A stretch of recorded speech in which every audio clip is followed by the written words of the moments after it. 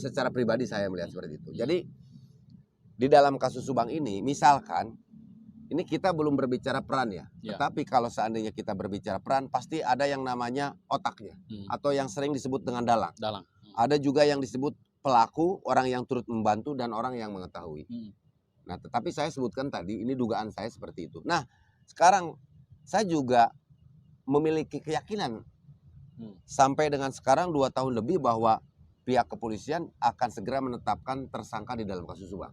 Tetapi karena memang tersangkanya di sini dugaannya itu tidak sendiri, apakah mungkin, apakah elok juga, apakah bagus juga apabila hasil kerja pihak penyidik Polda Jawa Barat menetapkan hanya 1 orang misalkan. Jadi secara pribadi saya juga dalam hal ini, kalau seandainya pelaku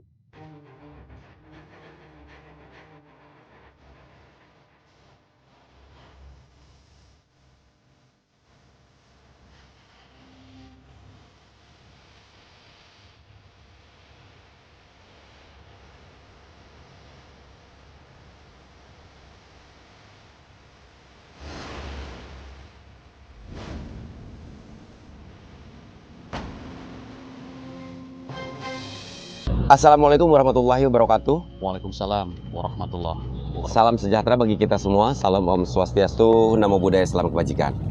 Teman-teman, masih bersama saya Heri Susanto dan di samping kanan saya ada Bang Jack dari Subang Hijau.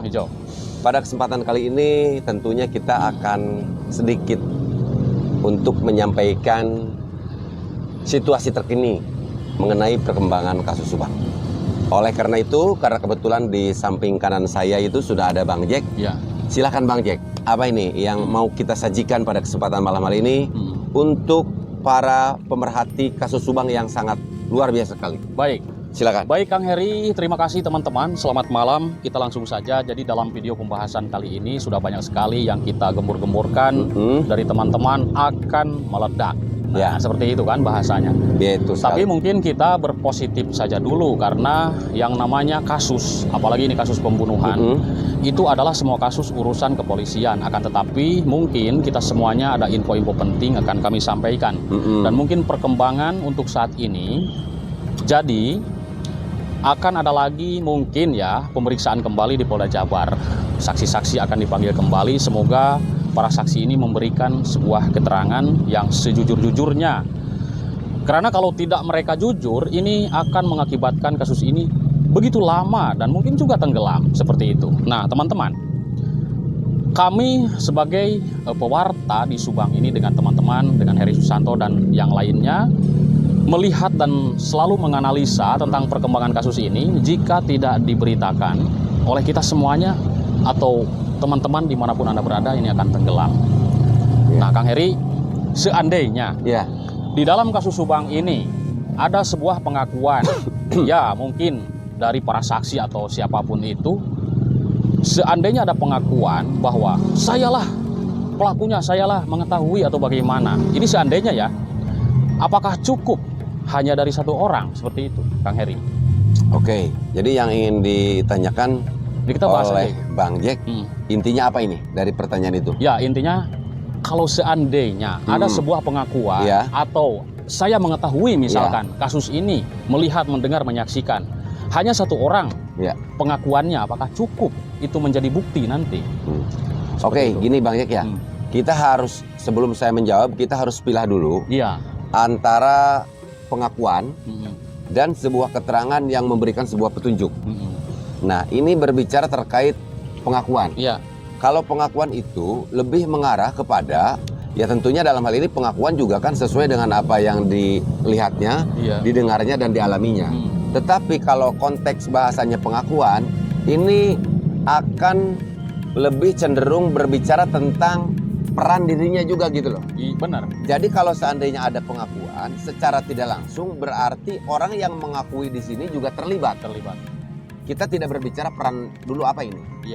Jadi kalau yang namanya pengakuan itu, yang namanya pengakuan kan, mengakui. Berarti selain daripada berbicara tentang orang lain, peran orang lain, dia juga berbicara tentang peran dirinya dan keterlibatan dirinya. Itu dulu nih yang harus kita garis bawahi.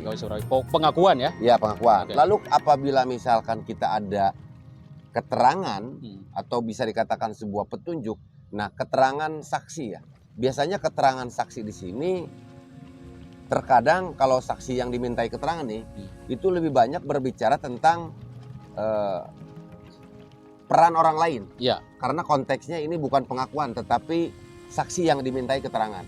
Berarti apa yang dia lihatnya, apa yang dia ketahui dan apa yang dia dengar tentunya akan disampaikan oleh seorang saksi yang tentunya dalam hal ini dimintai keterangan oleh pihak penyidik. Kan seperti itu. Ya. Oke, kita lanjut kepada pokok yang barusan Bang Jack tanyakan ya. Nah, di dalam kasus Subang ini tidak menutup kemungkinan. Karena kenapa tidak menutup kemungkinan? Karena doa-doa kita seluruh netizen ya dalam arti sekarang ini ya, karena memang saya sudah janji nih tidak berbicara netizen lagi Bang Jack. Ya.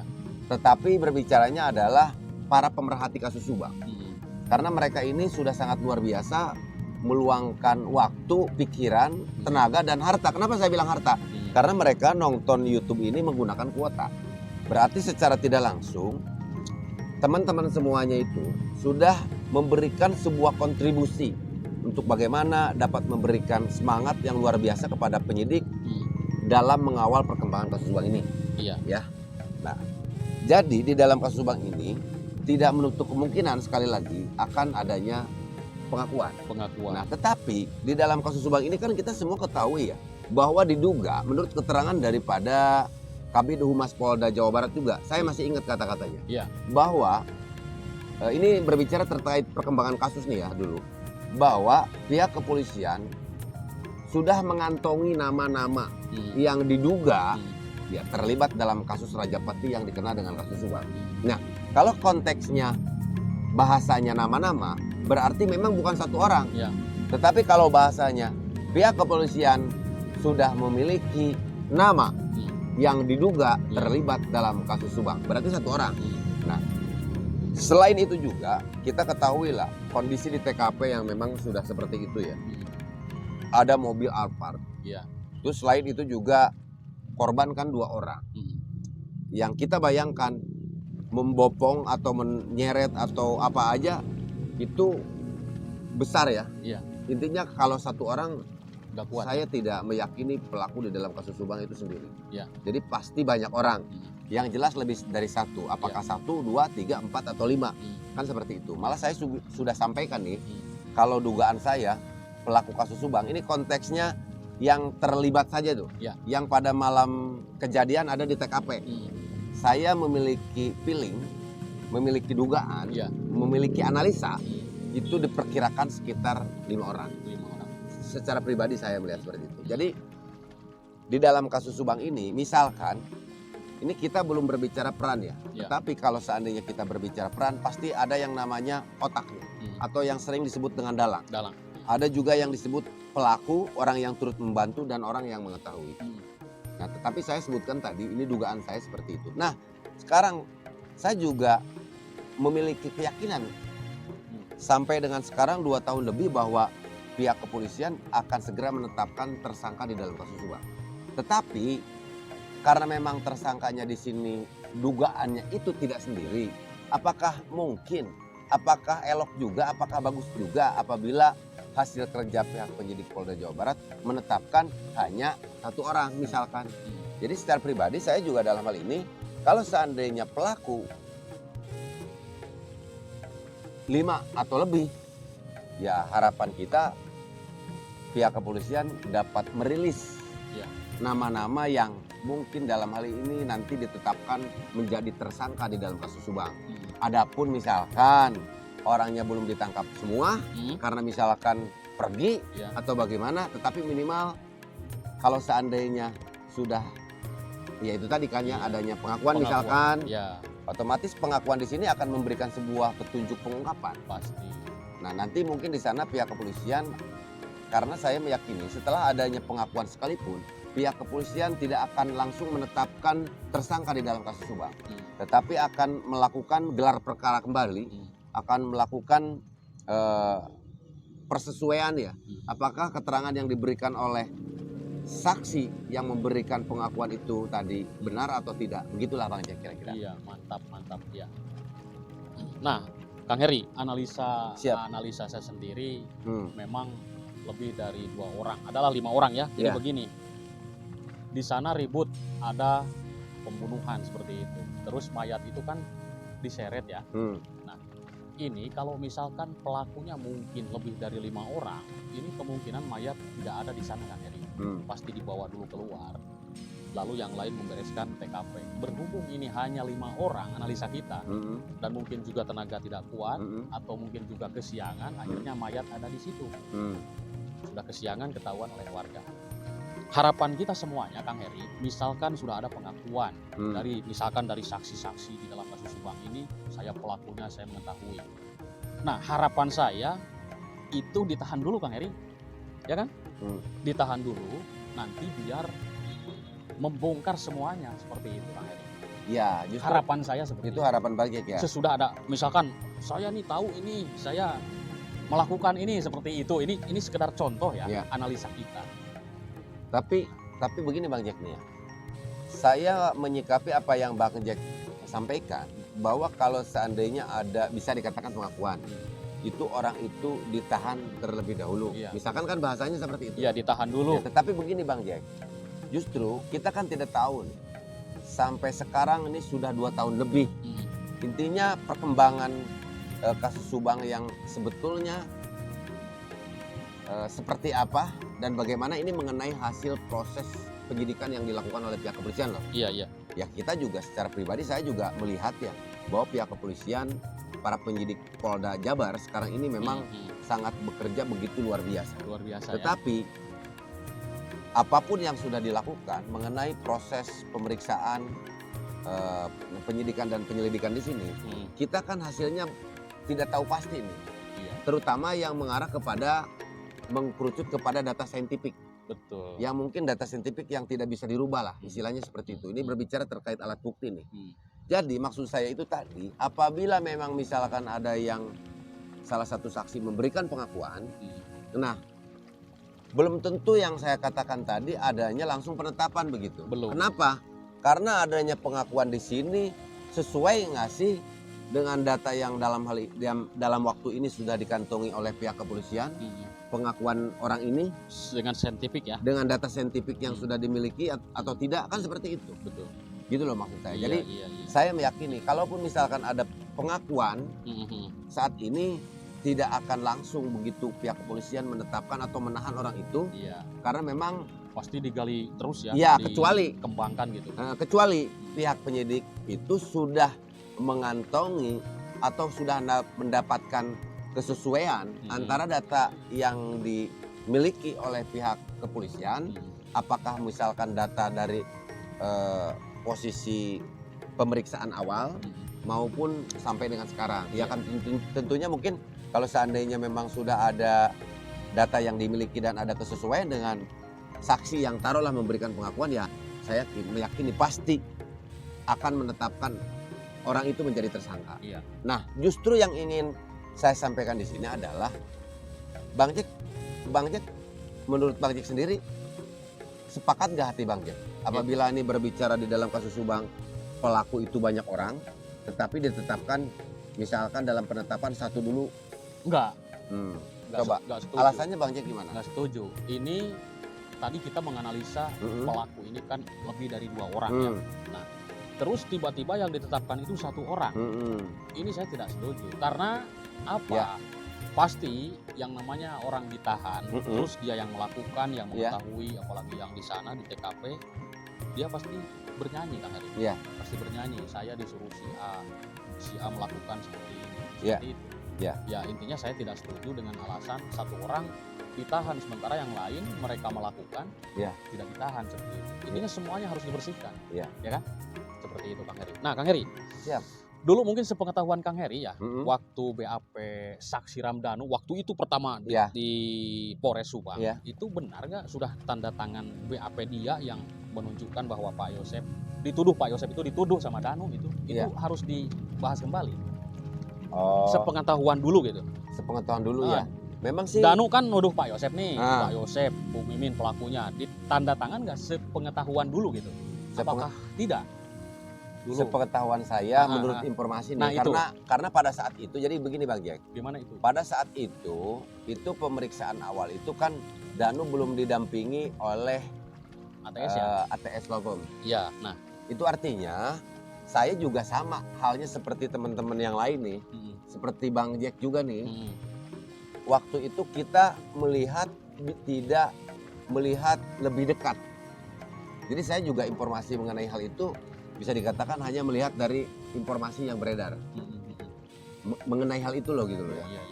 Cuman karena memang waktu itu ya jadi yang jelas tahu seperti apa dan bagaimananya pada saat Danu sudah didampingi oleh ATS Logom karena memang kita kan sering mendampingi Bang.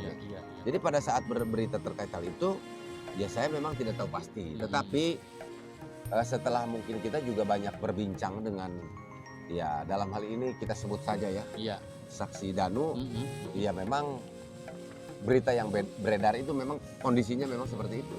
Oh iya. Nah soalnya gini Kang Heri, ini kan simpang siur ya. Saya juga kan pernah podcast dengan Danu, udah katanya udah ditandatangan. Yang menuduh Pak Yosef iya, nah itu kan. Terus kan ada lagi yang belum ditandatangan. Ini bingung sekali tentang masalah BAP dan waktu itu. Itu kan kalau sudah misalkan ditandatangani berarti udah clear itu kan, tuduhan itu. Ya intinya tidak terlepas clear atau tidak, tetapi mungkin waktu itu kalau memang sudah ada pengakuan dari salah seorang saksi yang taruhlah memberikan sebuah keterangan yang memberikan sebuah petunjuk, waktu di Polres Subang nih ya. Iya di Polres. Pasti penyidik Polres Subang juga udah seneng tuh. Iya. Kan seperti itu. Tetapi terkait apa yang disampaikan oleh saksi ini benar atau tidak, tentunya pihak penyidik juga akan lebih melakukan pendalaman lagi. Nah ini yang saya maksud nih. Dengan saintifik itu. Ini yang saya maksud nih. Apakah pengakuan salah seorang saksi misalkan dengan data terutama yang lebih mengarah kepada data saintifik yang didapat oleh pihak kepolisian sudah ada kecocokan, sudah ada persesuaian atau tidak? Nah itu kan yang tadi saya bahas begitu. Iya. Seperti itu Bang Jack. Iya. Tapi sebelum saya lupa, saya ada sebuah pertanyaan kepada Bang Jack. Silakan. Kita sering mendengar sekali nih teman-teman semuanya bahwa semua orang saksi di dalam kasus Subang ini berpeluang menjadi tersangka. Nah, menurut pandangan Bang Jack sendiri berbicara terkait peluang saksi untuk menjadi tersangka, bagaimana? Gini Kang Heri, jadi memang kalau kita simak semua saksi itu berpeluang menjadi tersangka. Karena apa? Pertama banyak kejanggalan, kedua keterangannya berubah-ubah, yang ketiga keterangan saksi itu tidak dapat, kita mungkin tidak bisa memahami keterangannya seperti itu. Kadang begini, ditanya dengan pertanyaan, satu pertanyaan yang sama di hari Senin, Selasa pertanyaan yang sama sudah beda lagi. Nah di sini Kang Heri kalau aku melihat saksi-saksi di kasus Subang ini sebenarnya bisa berpotensi, apalagi kalau misalkan data-data saintifik sudah begitu akurat gitu, ya kan? Nah, ini yakin saya. Nah begini Kang Heri, saya juga mau bertanya, misalkan kalau saksi-saksi di kasus Subang ini didampingi kuasa hukum, misalkan beliau-beliau ini jadi tersangka, itu bagaimana Kang Heri? Nah, apakah secara diserahkan begitu saja atau bagaimana gitu? Diserahkan gimana maksudnya? Ya misalkan udahlah gua angkat tangan serahkan saja, ini kok orangnya terlibat sih kan gitu, misalkan ini. Jadi apakah didampingi ke pengadilan kemana gitu? Jadi begini Bang Jack, yang perlu kita sepakati justru di sini kan begini ya. Jadi kalau yang namanya berbeda pendapat teman-teman yang ada di dalam kolom komentar itu merupakan sesuatu yang wajar ya. Tetapi saya di sini akan menyampaikan terkait persoalan kuasa hukumnya saja dulu nih. Jadi yang perlu kita ketahui bahwa mendapatkan pendampingan hukum itu kan adalah hak semua orang ya. Semua orang, hak semua warga negara kan seperti itu. Nah, lalu saya pernah menjelaskan bahwa adanya pengacara di sini bukan untuk membenarkan yang salah dan menyalahkan apa yang benar, tetapi untuk menjaga objektivitas dan kesetaraan di dalam hukum atau equality before the law.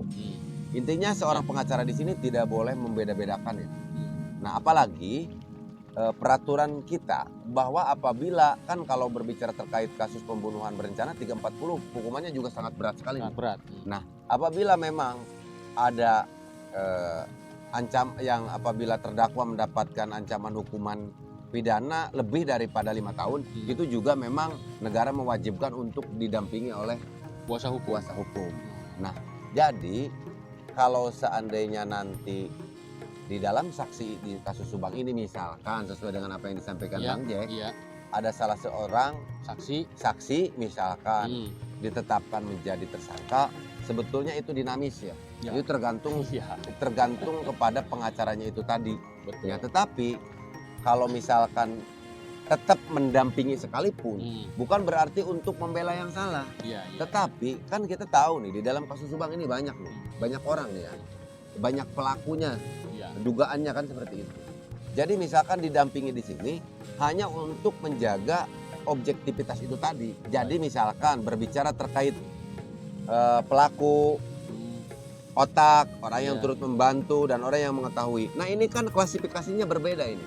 Ya intinya orang ini didampingi itu minimal dia bisa mempertanggungjawabkan sesuai dengan apa yang telah dilakukannya. Jangan sampai misalkan begini, orang ini hanya sebatas terlibat di dalam kasus ini. Tetapi akhirnya misalkan karena memang pelaku yang lainnya yang inti, misalkan otaknya atau misalkan lainnya yang memang perannya ini lebih penting, tidak ditemukan alat bukti yang menimbulkan si pelaku yang turut membantu ini hanya sendiri saja untuk bagaimana mempertanggungjawabkan apa yang telah dilakukannya. Nah seperti itu Bang Jack. Iya. Cuman memang yang sebentar ya. Cuman memang yang saya takutkan seperti ini, seorang klien itu berbohong, apa yang dia sampaikan ke kuasa hukum dia itu berbohong, bukan yang sebenarnya. Itu yang saya takutkan. Karena musuh yang paling nyata itu ya itulah klien Kang Heri. Ditakutkan seperti itu, tapi semoga di kasus Subang ini tidak terjadi seperti itu Kang Heri ya. Jadi menceritakan yang sebenarnya ke kuasa hukum tuh begini pak kan seperti itu ya. Betul. Nanti biar menyampaikannya nanti di akhir nanti, karena ini kasus masih panjang Kang Heri.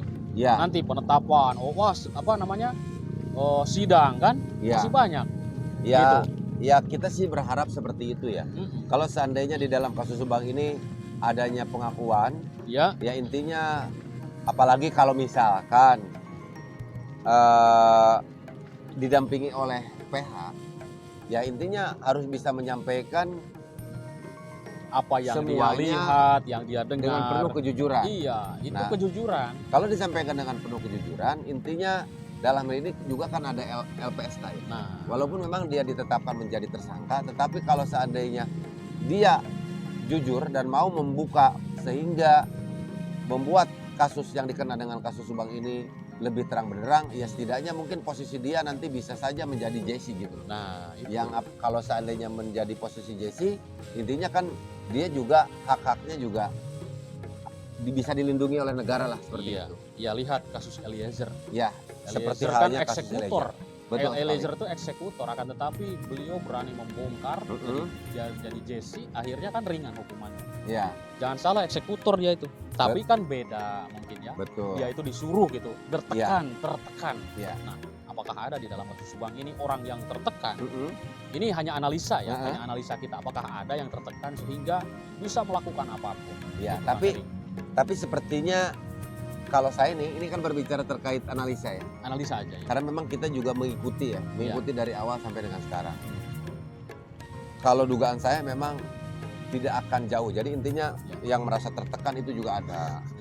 Begitu ya. Oke. Dan kalaupun Bang Jack nih, kalau misalkan ada dalang nih yang sekarang misalkan dalang di sini, ya intinya kan sampai sekarang tuh yang namanya orang berbuat salah itu pasti deg-degan Bang Jack. Pasti. Tetapi hati kecilnya tidak akan bisa dibohongi. Bahwa dia juga pasti ada was-was. Pasti ada cemas begitu Bang. Mungkin Kang Heri silakan. Ya mungkin itu saja Kang Heri. Itu saja ya. Dan kepada teman-teman semuanya nih Bang Jack. Ya, baik. Mungkin teman-teman paham ya bahasan apa yang kita ceritakan tentang masalah JC. Yakin saya paham. Tentang masalah JC, analisa masalah ada pengakuan, analisa masalah kejujuran terhadap kuasa hukum, pasti teman-teman sudah paham. Dan nanti ya mungkin semoga akan meledak teman-teman ya kasus ini. Betul. Jadi kesimpulannya sebelum kita tutup nih Bang Jack, silakan simpulkan. Jadi bahwa tetap secara pribadi saya ini yang bisa dikatakan mengikuti perkembangan kasus dari awal sampai dengan sekarang, saya yakin tetap kasus Subang itu optimis dengan penyidik dan melihat cara kerjanya yang sekarang beda ya. Jadi saya tetap optimis kasus Subang akan cepat terungkap, meledak.